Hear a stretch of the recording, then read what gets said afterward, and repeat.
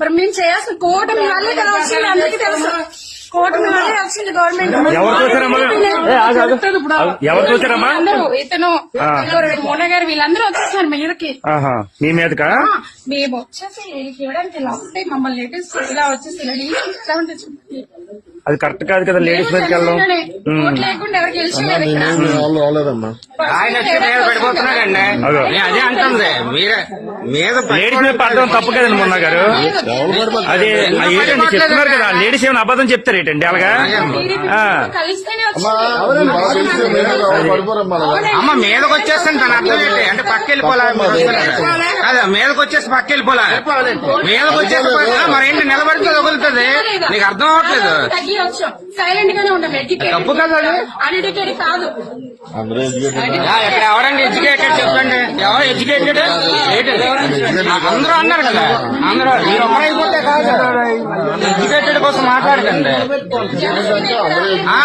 అలాగని మాట్లాడకూడదు కదా. ప్రెసిడెంట్ లో చేయాలా? ఇన్ ప్రెసిడెంటా? ఇప్పుడు ప్రెసిడెంట్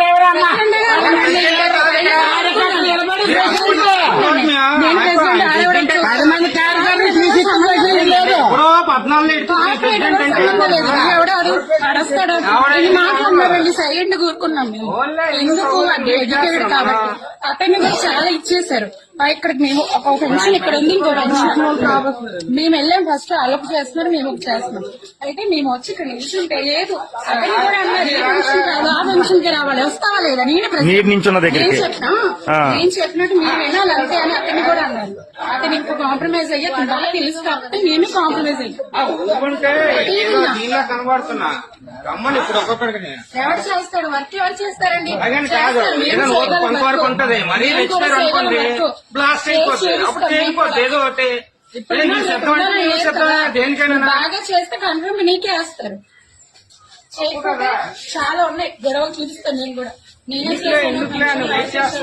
అంటే ఫ్రాడ్ పెన్షన్ చేసావు నువ్వు. పెన్షన్ ఉన్న వాళ్ళకే ఇస్తారు, ఎవరు పడితే వాళ్ళకి ఇవ్వరు కదా.